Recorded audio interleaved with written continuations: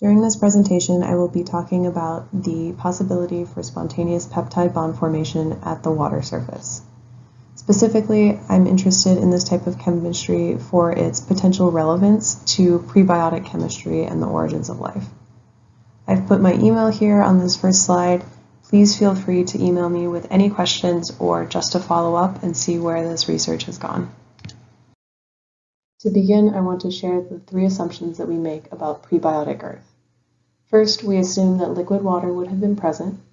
Second, we assume that the small monomers necessary for the formation of life, including amino acids, would have been present. And third, we assume that at least to some degree, these small monomers would have been in the liquid water. One of the questions that we have, however, about the origins of life is how we would have gone from these simple monomers to the more complex oligomers and biopolymers that would have been necessary for the origins of life.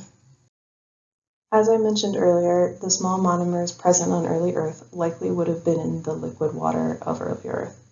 This is really problematic for condensation chemistries, like I've drawn here, where you have a monomer A and monomer B combining to form some sort of larger, more complex molecule AB.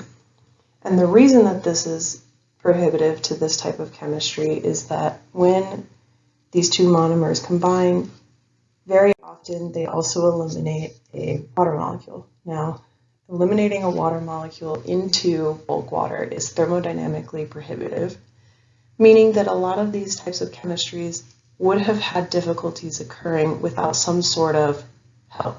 So in modern biology, of course, we have enzymes, but that would not have been present on early Earth. Peptide bond formation, as I will be talking about today, is a great example of one of these types of chemistries that is thermodynamically unfavorable in bulk water. So as I've drawn here, 2 amino acid monomers combining to make a peptide releases water. This reaction has a small equilibrium constant in bulk solution, as depicted by the arrows in the middle. So as shown by the big arrow on top, it is much more likely that these amino acids would stay as their individual monomer form.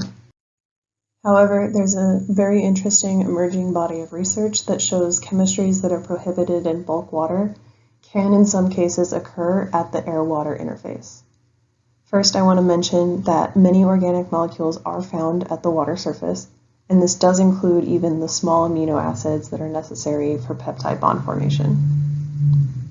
At the air-water interface, molecules are in contact with bulk water, but they are also in contact with the vapor phase, where the concentration of water would be much lower. This makes it much more likely that condensation reactions can easily eliminate water molecules into the vapor phase and makes the air-water interface a very interesting environment for peptide bond formation.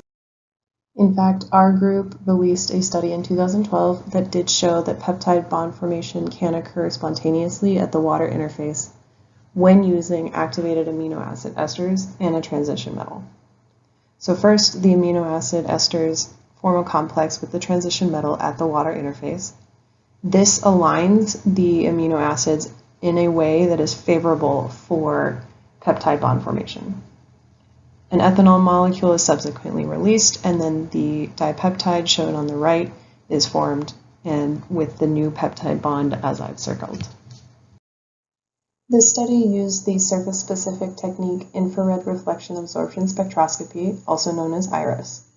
IRRAS works by reflecting light off of the water surface and obtaining a reflection absorption spectrum. These spectra are very similar to vibrational spectra that you might have seen in the gas phase. However, they give us structural information for molecules that specifically sit at the water surface. Here I'm showing the results from this study. In box A is the IRRAS spectrum for the transition metal complex, and in box B is the spectrum of the water surface after the solution has been allowed to sit on the trough overnight.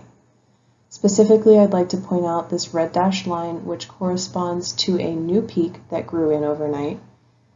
This peak corresponds to the amide 1 band of a peptide bond. So on the right, I'm showing you the molecule that we believe was produced, and I've circled the specific bond that we're detecting with this new peak. While this study is exciting as it showed spontaneous peptide bond formation at the water surface, It did use activated amino acids. So now the question is, can the water surface promote peptide bond formation for non-activated amino acids?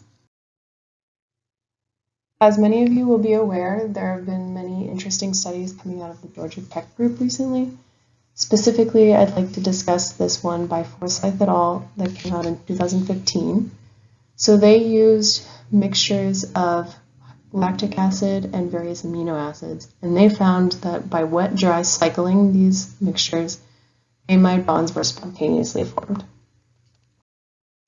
As you can see in this graph, after just one cycle, they already saw some amide bond yield, and with subsequent cycling, they see more and more % yield of amide bonds. They propose that this happens by a two-step mechanism. First, the lactic acid monomers oligomerize to form an ester, and then the trailing lactic acid monomer is replaced by an amino acid monomer. This forms what's called a peptide. And interestingly, as cycling continues, the amino acids will continue to add to the end of the chain, forming longer and longer peptides. This is particularly interesting in light of a study that we released earlier this year. This study was looking at solutions of pyruvic acid. However, we noticed that pyruvic acid seemed to be spontaneously forming lactic acid at the water surface, and then those lactic acid monomers appeared to be forming lactic acid oligomers, or esters, as shown here. This study was performed in a Langmuir trough, which maximizes the surface area to volume ratio of the solution, and a Blodgett attachment, which allows us to collect molecules specifically from the surface. Whenever surface molecules are collected, we simultaneously collect molecules from the bulk solution, and then both surface and bulk samples are run through ELSI mass spectrometry to identify the species present in both phases. Here I'm showing some of the results from this study. In red are the bulk results, and in blue are the surface results, and the darker color is after 3 hours of the solution sitting on the trough, and the lighter color is immediately after the solution is placed on the trough. This peak in particular is interesting as the mass to charge ratio corresponds to a molecule that could be formed by 2 lactic acids combining and releasing a water molecule. So potentially this peak corresponds to the esters that we may need to form DEPSI peptides. To summarize everything that I've just talked about, we know that the water surface can promote peptide bond formation under certain circumstances. We know that wet-dry cycling of lactic acid and amino acid mixtures forms DEPSI peptides, and we know that lactic acid appears to form esters at the air-water interface. Combining all of this, it's reasonable to ask, well, can the water surface promote DEPSI peptide formation from lactic acid and amino acid mixtures without the need for wet-dry cycling? Going forward, we plan to study mixtures of alpha-hydroxy acids and amino acids at the water surface using both our IRRAS and Blodgett collection techniques. We have also obtained and plan to use a series of alpha-hydroxy acids with changing tail length. The changing tail length will make the longer molecules more surface active, thereby allowing us to select for surface-specific chemistry. We have been able to obtain IRRAS spectra of the series of hydroxy acids. Both lactic acid and hydroxyoctanoic acid are soluble, so they're placed on the trough in solution, while hydroxystearic acid is insoluble, so it's placed on top of a clean water surface by way of chloroform, which is subsequently evaporated, leaving a disordered monolayer of these molecules.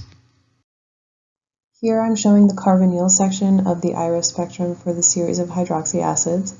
On top we have lactic acid in black and then hydroxyoctanoic in blue that clearly show the carbonyl stretch. On the bottom in green I have hydroxystearic acid, which does not show the carbonyl stretch. However, given that the hydroxystearic acid is a disordered monolayer, it is reasonable to assume that there are fewer molecules in the sample pathway so that we may not see the carbonyl stretch for hydroxystearic acid. Now I'm showing the CH stretch region of the spectrum for all three molecules. The lactic acid does not show signals in this region, while the hydroxyoctanoic acid starts to show signal, and the hydroxystearic acid has quite strong signals. And this makes sense just due to the sheer number of CH stretches that the hydroxystearic acid has in comparison with, say, lactic acid. Additionally, we've modified our IRRAS setup and we've added a polarizer. This polarizer allows us to get orientation in addition to structural information. So briefly, the S-polarized light will tell us which bonds are sitting parallel to the surface, and the P-polarized light will tell us which bonds are sitting not parallel to the surface. Here's a quick depiction of what the hydroxystearic acid molecules might look at the surface. We are in a disordered regime, so we would expect these tails to be quote-unquote floppy and not necessarily perpendicular to the surface.